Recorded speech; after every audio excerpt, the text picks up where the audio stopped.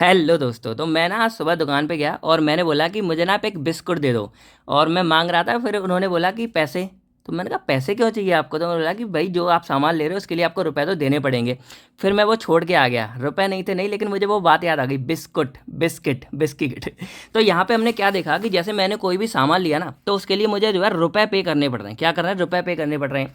उसी तरह अब आप एक चीज़ सोचो, हमारी जो बॉडी है ना, वो बॉडी क्या काम करती है हमारी बॉडी में। जैसे हमारा हार्ट है, तो हार्ट हमेशा क्या है, हमारी बॉडी में ब्लड को सर्कुलेट कर रहा है, हमेशा सर्कुलेट कर ही रहा है, कर ही रहा है। हमारी बॉडी में लंग्स हैं, तो लंग्स क्या कर रहे हैं, जो रेस्पिरेटरी सिस्टम के अंदर मेन ऑर्गन है, वो हमारे एयर को ले रहे हैं, ऑक्सीजन CO2 को पास कर रहे हैं, बॉडी में ट्रांसफर कर रहे हैं, सारा काम कर रहे हैं। जो किडनी है वो हमारे ब्लड को फिल्टर कर रही है। अब देखो, ये ना बहुत ही इंपॉर्टेंट काम है हमारी बॉडी के। अगर इनमें से कोई सा भी रुकता है ना, हमें भाई मौत तक हो सकती है। तो यहाँ पे आपको समझ आ रहा है कि जब हमारी बॉडी इतने इंपॉर्टेंट काम हमारी बॉडी में कर रहा है, तो भाई इसको भी तो कुछ चाहिए ना। तो इसी के लिए हमारी बॉडी क्या होती है कि हमारी बॉडी को भी चाहिए होता है रुपए और करेंसी। तो उन्हीं के रिगार्डिंग जो हमारी बॉडी है ना, उसमें जो रुपए का काम करता है वो करता है हमारा ATP। तो अगर सिंपल यहाँ बोला जाए तो ATP हमारी एक तरह में एनर्जी होती है, और ये एनर्जी की एक करेंसी होती है, जो क्या करती है कि हमारी बॉडी के अंदर एक तरह से क्या है कि इसने रुपए दे दिए, ATP हमारी खर्च हो गई, ATP हमने दे दिया, और उसके बाद जो हमारी बॉडी है वो यहाँ पे डिफरेंट डिफरेंट फंक्शंस परफॉर्म करती है। तो यहाँ पे आपको क्या बात समझ आ रही है कि हमारी बॉडी को चलाने के लिए भी क्या है, हमको एनर्जी की रिक्वायरमेंट होती है। तो आज की इस वीडियो में हम लोग बात करने वाले हैं HAP B pharmacy second semester के यूनिट सेकंड के चैप्टर 2 एनर्जेटिक्स के बारे में। और इस एनर्जेटिक्स का बेसिकली मतलब ही क्या होता है? एनर्जेटिक्स का सिंपल मतलब है स्टडी ऑफ एनर्जी, यानी कि हमारी बॉडी में जो एनर्जी बन रही है, हमको सारे काम करने के लिए एनर्जी की ज़रूरत है, तो वो एनर्जी हमारी बॉडी में कितनी बन रही है, कहाँ कैसे का ज़रूरत होती है, तो इसी एनर्जी के बारे में जो स्टडी करते हैं, इसी को हम यहाँ पे एनर्जेटिक्स बोल देते हैं। अब ये हमारा चैप्टर 2 है, तो इससे पहले हमने डाइजेस्टिव सिस्टम वाला आपने ऑलरेडी कवर कर लिया था। अगर आपने नहीं देखा हो, जाके चेकआउट कर सकते हो। जो भी प्लेलिस्ट की लिंक है HAP की, वो आपको मतलब डिस्क्रिप्शन में मिल जाएगी, जाके आप चेकआउट कर सकते हो। तो अगर हम बिल्कुल स्टार्टिंग से देखें, तो अभी हमने जो है डाइजेस्टिव सिस्टम के बारे में बात करी थी। तो यहाँ पे जैसे डाइजेस्टिव सिस्टम में हम जो है जो भी अपना फूड था ना, उसको खा रहे थे। अब इसमें carbohydrates, protein, fats, lipids, vitamin, बहुत सारी चीज़ें आ रही थी। तो जब हम इनको खा रहे थे, तो ये सब डाइजेस्ट हो रही थी। और डाइजेस्ट होने के बाद इनके अंदर के जो न्यूट्रिएंट्स है, वो हमारे स्मॉल इंटेस्टाइन में पहुँच जा रहे थे। और स्मॉल इंटेस्टाइन से देन जो हमारा ब्लड था, वो उसको एब्जॉर्ब कर रहा था। और जब उसको एब्जॉर्ब कर लेता था, उसके बाद उसको लीवर में, इन सब में भेज रहा था। आप डाइजेस्ट वाला चैप्टर देख लेना। और उसके बाद फाइनली क्या कर रहे थे कि वो हमारे ATP को फॉर्म कर रहे थे। और जब ATP हमारा फॉर्म हो जा रहा था, देन ये ATP हमारे जो सेल्स होते हैं, यानी कि हमारी पूरी की पूरी बॉडी सेल से मिलकर बनी होती है, तो ये ATP हमारे सेल्स के पास जा रही थी। और इस सेल्स के पास जाने के बाद ये ATP हमारे इसके माइटोकॉन्ड्रिया में वैसे बन रही थी, और इन सेल्स के अंदर वो अपना काम परफॉर्म कर रही थी। जैसे हमारे हार्ट के सेल्स हो गए, लंग्स के, ये सब भी तो हमारे सेल से मिलकर बनी है ना। तो इसी ATP की मदद से ये सारे के सारे जो हमारे ऑर्गन्स हैं, ये अपना काम शो कर रहे थे। तो अब आपको ये समझ आ गया कि भाई ATP की ज़रूरत होती है। अब हम बात करें यहाँ पर अगर इसके मतलब सिलेबस के बारे में, तो इस वाले चैप्टर के अंदर हमें क्या पढ़ना है basically? Formation and role of ATP। यानी कि जो ये ATP था ना, वो हमने यहाँ देखा कि क्या काम कैसे कर रहा था। अब यहाँ हम अच्छे से पढ़ेंगे कि आखिर ये बना कैसे, क्योंकि ATP जब बनेगा तभी हमारी बॉडी में जो काम परफॉर्म करेगा। तो ये ATP हमारा बना कैसे, और बनने के बाद ये हमारी बॉडी में और क्या क्या रोल प्ले करता है, यानी कि इसका क्या काम होते हैं, वो पढ़ेंगे। इसके अलावा हमारे क्रेटिन फॉस्फेट के बारे में पढ़ेंगे, और लास्ट में हम पढ़ेंगे BMR के बारे में। तो ये तीनों ही टॉपिक हमारे लिए बहुत ज़्यादा इंपॉर्टेंट हो जाते हैं। BMR वाला हमारा लॉन्ग में आ जाता है, और कई बार हमारा ATP वाला देखने को मिलता है। तो इन दोनों में से कोई सा भी हमारा आ सकता है। तो सिंपली अगर हम बात करें, तो एनर्जेटिक्स सिंपल हम डिफाइन कर सकते हैं, it is the study of energy and it's distribution in chemical, physical and biological activity. यानी कि जो हमारी बॉडी काम कर रही है, हम खेल कूद कर रहे हैं, हमारी बॉडी के अंदर केमिकली हार्मोन, न्यूट्रिएंट्स ट्रांसफर होते रहते हैं, और बायोलॉजिकल एक्टिविटी आप सब जानते ही हैं। तो इन सब में हमारी एनर्जी जो लग रही है, कितना लग रही है, कितना डिस्ट्रीब्यूट हो रही है, वो सारी स्टडी को हम यहाँ पे एनर्जेटिक्स के अंदर पढ़ते हैं। अब हम बात करें एनर्जी के बारे में, तो it is act as a currency for our body. यानी कि ये हमारी बॉडी की करेंसी होती है, जो मैंने आपको स्टार्टिंग में ही बता दिया था, जो हमारी बॉडी के फंक्शन करने के लिए हमारे मतलब इस्तेमाल की जाती है। इसके बाद यहाँ बात करें, तो ये जो हमारी एनर्जी है, इसको हम मीज़र कर सकते हैं, एक्सप्रेस करते हैं जूल्स में। यानी कि जो इसकी यूनिट होती है, और जूल्स होती है, ये एक तरह से हमारी काम करने की यूनिट भी इसको कहलाते हैं। और अगर थोड़ा लार्ज अमाउंट में देखा जाए, तो किलो कैलोरीज में भी हम इसको जो है कैलकुलेट कर सकते हैं। तो अगर ह्यूमन बॉडी में बात की जाए, तो लगभग हमको जो है पर डे, यानी कि एक दिन के अंदर 3 मिलियन KCl यानी कि किलो कैलोरीज की ज़रूरत होती है, 3 मिलियन। समझ सकते हो बहुत ज़्यादा हो गया ये। और ये हमें मेटाबॉलिक रिएक्शन के द्वारा बनती है। और जो 1 किलो कैलोरीज हमारी होती है यहाँ पे, उसमें हमारी लगभग 4184 जूल्स मतलब एनर्जी पाई जाती है। और अगर इसको हम किलो जूल्स में कन्वर्ट करेंगे तो 4.184 किलो जूल्स हमारी एनर्जी की रिक्वायरमेंट होती है। एक मतलब रिक्वायरमेंट इतनी होती है, एक किलो में इतना होता है, एक तरह से ट्रांसफर हो गया यूनिट के अंदर का। तो ओवरऑल अब यहाँ पे थोड़ी बात करें कि हमें किस में से क्या मिलता है। तो अगर आप लोग 1 ग्राम कार्बोहाइड्रेट खाते हो तो उसमें लगभग आपको जो है 17 किलो जूल एनर्जी मिलती है, जो अच्छी खासी हो गई। और इसको अगर यहाँ पे KCl में यहाँ पे इसको डिनोट कर सकते हैं, ठीक है। इसके बाद यहाँ बात करें तो 1 ग्राम अगर आप प्रोटीन खा रहे हो तो वो लगभग हमको 17 किलो जूल एनर्जी प्रोवाइड कर रही है। और इसको अगर यहाँ पे KCl इसमें करेंगे हम, यहाँ पे KCl किलो कैलोरी में करेंगे तो लगभग हमें 4 किलो कैलोरीज मिलती हैं।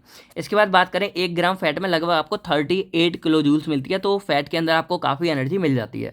तो ये एक ब्रीफ इंट्रो हो गया जो आप लेकर आ सकते हो। अब हम बात करते हैं अपने यहाँ पे 3 कंपाउंड्स के बारे में। हमारा होगा ATP, क्रेटिन फॉस्फेट और BMR के बारे में। तो अब अगर हम थोड़ा सा बात करें ATP के बारे में, तो अब अगर बात करें हम अपने पहले टॉपिक ATP के बारे में, तो ATP की फुल फॉर्म होती है एडिनोसिन ट्राइफॉस्फेट। और अगर इसका स्ट्रक्चर देखें, देखो अगर कभी लॉन्ग में आता है तो आप इसका स्ट्रक्चर वगैरह बना के आता ना। तो इसके स्ट्रक्चर में अगर देखा जाए तो यहाँ पे मेनली हमारे 3 सब्सटेंस होते हैं। सबसे पहले आता है हमारा एडेनिन। तो एडेनिन एक हमारा नाइट्रोजनस बेस होता है, यानी कि नाइट्रोजन का पूरा एक बेस होता है। ये सब अगर आपने अच्छे से जानना हो तो बायो केमिस्ट्री में हमने बायो एनर्जेटिक्स पढ़ा है, तो इन सब में हमने डिटेल्स में इस पूरे एनर्जेटिक्स के बारे में बात की थी। और वहाँ पर हमको इनके स्ट्रक्चर कैसे क्या बनता है सारा कुछ आपको पता चल जाएगा। तो यहाँ पे क्या है, हमारा एडेनिन होता है, ये हमारा एक नाइट्रोजनस का बेस होता है। और यहाँ पे हमारा आता है राइबोस। तो राइबोस और डीऑक्सी राइबोस ये DNA RNA दोनों में होता है। तो राइबोस हमारा 5 कार्बन वाला कंपाउंड, 5 कार्बन वाला एक शुगर कंपाउंड होता है। और एक हमारे यहाँ पे होते हैं फॉस्फेट ग्रुप। तो यहाँ पे 3 फॉस्फेट ग्रुप हमारे पाए जाते हैं। अब इनमें क्या होता है, जो एक्चुअल एनर्जी होती है ना वो हमारी इन्हीं फॉस्फेट ग्रुप में होती है। थोड़ा सा मैं आपको बता देता हूँ। तो जैसे यहाँ पे आपको दिख रहा होगा, ये है हमारा ATP और इसकी फुल फॉर्म होती है हमारी एडिनोसिन ट्राइफॉस्फेट। तो एडिनोसिन हमारा इन दोनों को मिला के पूरा एडिनोसिन बोल देते हैं, ये दोनों का पूरा। और ये हमारा हो जाता है ट्राइफॉस्फेट हो जाता है। और एक्चुअल में जो ये दोनों होते हैं ना, अगर हम यहाँ पे फॉस्फेट ग्रुप को उठा दें तो ये हमारा न्यूक्लियोसाइड कहलाता है। और इसको भी मिला दो तो ये हमारा न्यूक्लियोटाइड कहलाता है। और जब ऐसे ढेर सारे हमारे मिल जाते हैं तब जाके हमारा क्या बनता है, पूरा का पूरा हमारा बनता है पूरा DNA या फिर RNA बनता है। तो अब अगर थोड़ा सा यहाँ पे देखोगे, ये पूरा एडेनिन हो गया हमारा, और ये हमारा एक नाइट्रोजन बेस है, ये राइबोज की शुगर हो गई। और यहाँ पे अब ये राइबोज है, जैसे कि हम डीऑक्सी राइबोज लगा देंगे तो हमारा क्या हो जाएगा, ये हमारा हो जाएगा DNA का स्ट्रक्चर, ठीक है। और फॉस्फेट ग्रुप यहाँ पे हमारे 3 लगे होते हैं। अब यहाँ पे क्या होता है कि जैसे जैसे इसको एनर्जी रिलीज करनी होती है, ATP को खर्च होना होता है, ये क्या करता है, यहाँ से एक फॉस्फेट ग्रुप को तोड़ देता है। तो अब क्या होगा, जैसे यहाँ से टूटेगा, अब थोड़ा सा इसके पीछे मैकेनिज्म समझो। ये हमारा ATP है, एनर्जी है। अब मान लो कि इसने कोई केमिकल रिएक्शन कराई, तो मान लो इसने क्या किया, A से हमारा B बनाया, हमारी बॉडी के अंदर कोई केमिकल रिएक्शन कराई, तो ये क्या करेगा कि ये यहाँ से क्या करेगा, एक फॉस्फेट ग्रुप को हटा देगा। तो अभी ट्राइफॉस्फेट है, एक हटेगा तो क्या बचेगा, डाइफॉस्फेट बनेगा। तो ये क्या करेगा, यहाँ ADP से हमारा रह जाएगा ADP, और यहाँ पे D हो गया, डाइफॉस्फेट हो गया, और A से हमारा B बन गया। तो एक रिएक्शन भी हमारी हो गई, और यहाँ पे ATP से ADP रह गया, तो एक हमारा फॉस्फेट ग्रुप भी चला गया।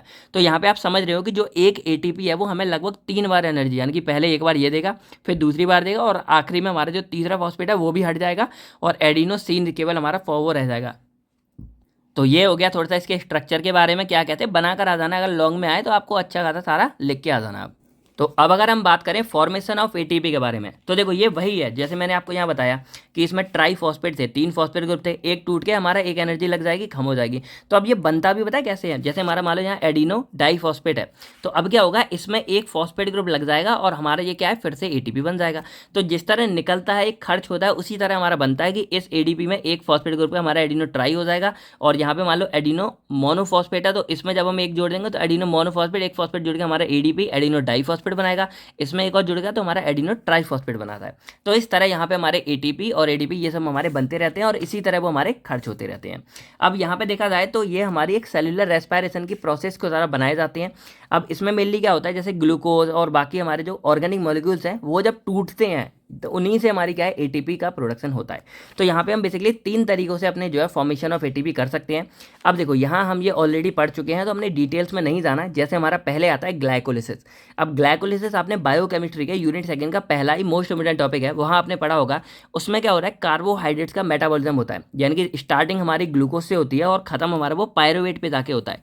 तो उस बीच में क्या होता है कि आपको पता होगा, हमारा होता है एक ब्रेक डाउन, एक हमारा होता है इन्वेस्टमेंट मेथड, एक होता है हमारा अर्निंग, टाइमिंग, तो उन समय क्या होता है कि जब ये पूरी प्रोसेस होती है, मैंने शॉर्ट में आपको बताया, तो जब पूरी ग्लाइकोलिसिस होती है तो 2 एटीपी हमारी इन्वेस्ट हो जाती हैं स्टार्टिंग में, और उसके बाद हमें 4 एटीपी यहाँ पे बन जाती हैं और 2 एनएडीएच भी बन जाती है। अब जो एनएडीएच है इनसे भी फर्दर हमारी एटीपी बनती है, तो एक एनएडीएच में हमारी 3 एटीपी होती हैं, तो 2 एनएडीएच में हमारी यहाँ पे 6 एटीपी हो जाएंगी।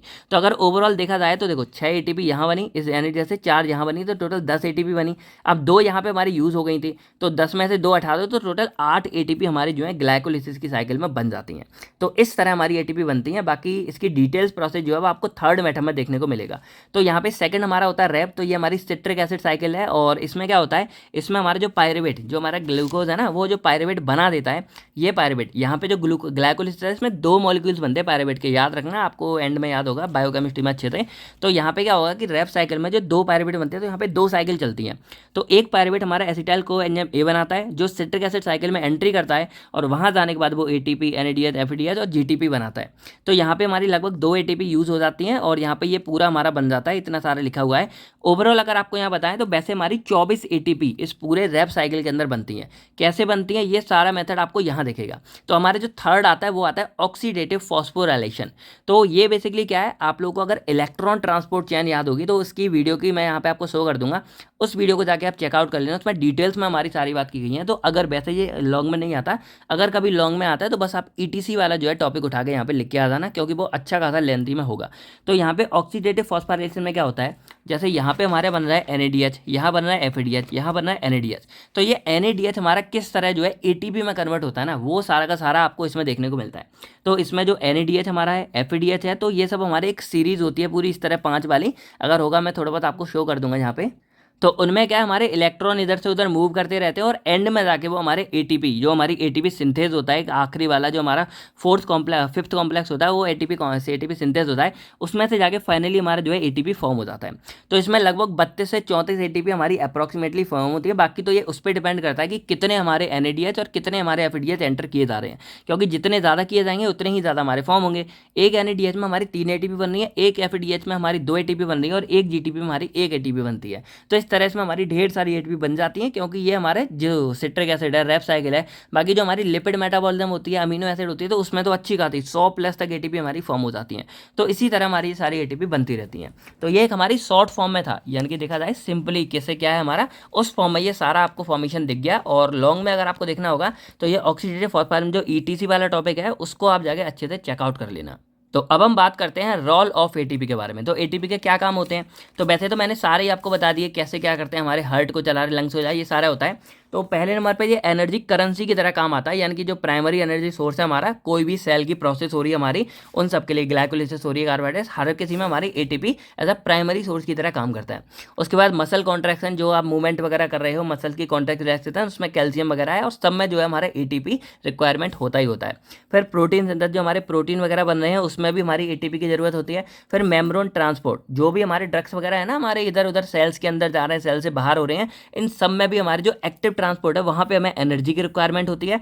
और उसके बाद सेल सिग्नलिंग देखा जाए, यानी कि जो हमारी पूरी बॉडी सेल से मिलकर बनी है, अब ये सेल्स हैं, ये सेल्स हैं, ये, तो इस सेल से सेल्स में जो इन्फॉर्मेशन हमारी ट्रांसफर हो रही है, उन सब में भी हमें जो है एटीपी की जरूरत पड़ती है। बाद में हमारे जो डीएनए सिंथेसिस है, वहाँ भी हमें एटीपी की जरूरत पड़ती है, जो हमारा डीएनए रेप्लिकेशन को बनाने में, इन सब में हेल्प करता है। और आखिरी में जो सेल डिवीजन है, यानी कि हमारी बॉडी जो ग्रो कर रही है अपने आप को, सेल्स को डिवाइड कर करके 1 से 2 सेल बना के, उन सब में भी हमें जो है एटीपी की जरूरत पड़ती है। तो ये हमारा था पूरा एटीपी का फॉर्मेशन एंड रोल ऑफ क्या होते हैं हमारे, आपको अच्छे से समझ आ गया होगा।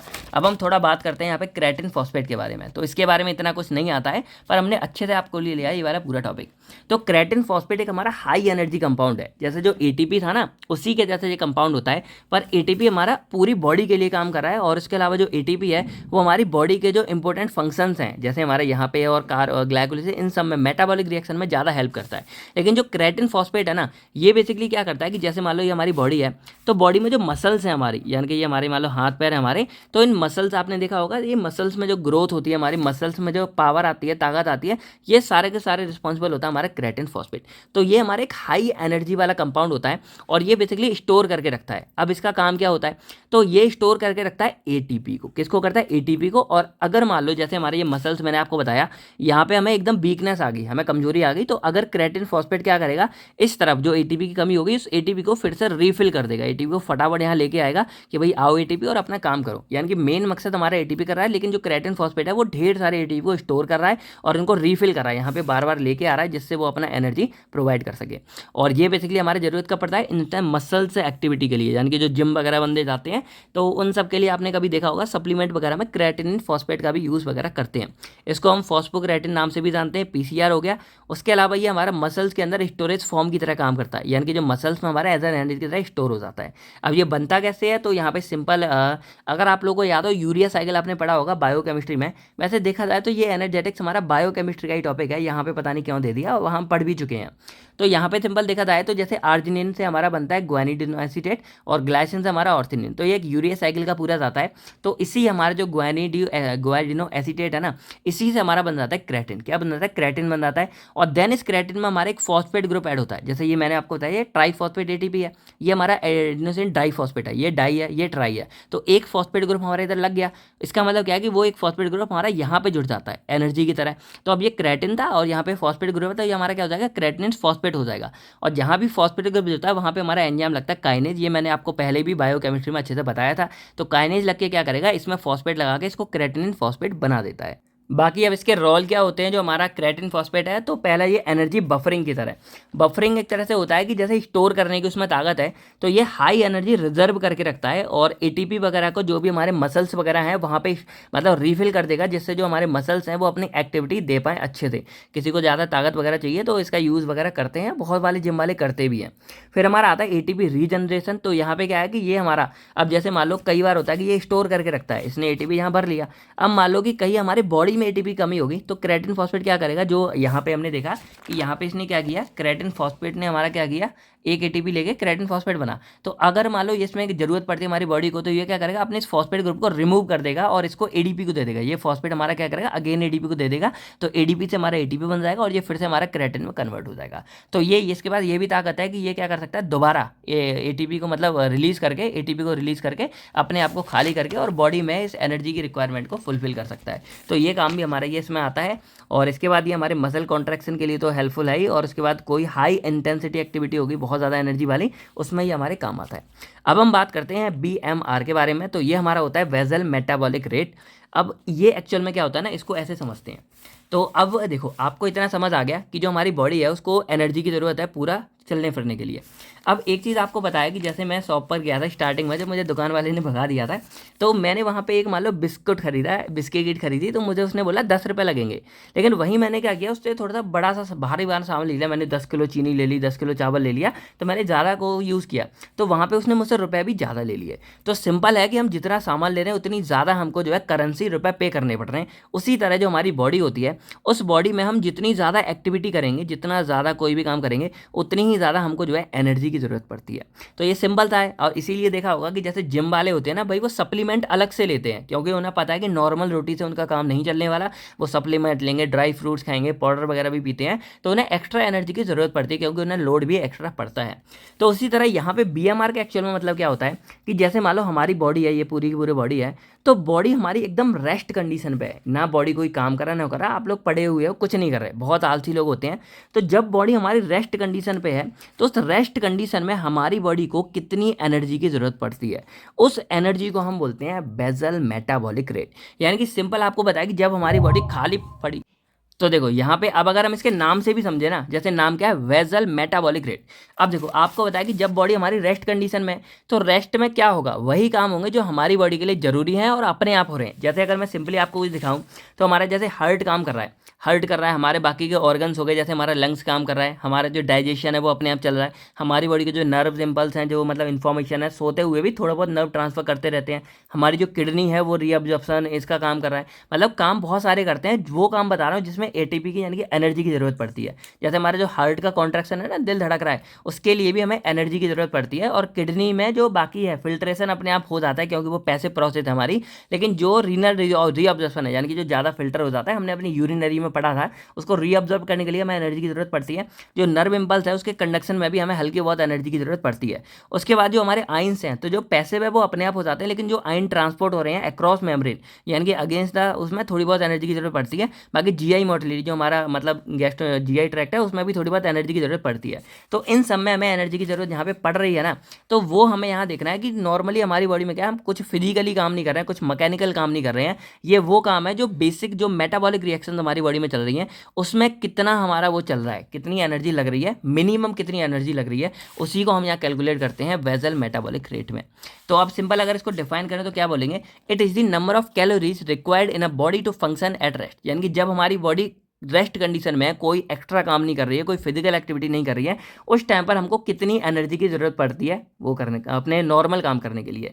तो सिंपल वो आपने गाना सुना होगा ना, जिंदा रहने के लिए। तो यहाँ पे हमारी बॉडी को सिंपल बोला गया कि मिनिमम कितनी एनर्जी चाहिए बॉडी को जिंदा रहने के लिए, क्योंकि अगर ये काम भी बंद हो गए तो हम भाई जिंदा नहीं रह पाएंगे। तो मिनिमम से मिनिमम कितनी एनर्जी हमारी बॉडी को चाहिए जिंदा रहने के लिए, उसी को हम यहाँ पे बेसल मेटाबॉलिक रेट बोल देते हैं।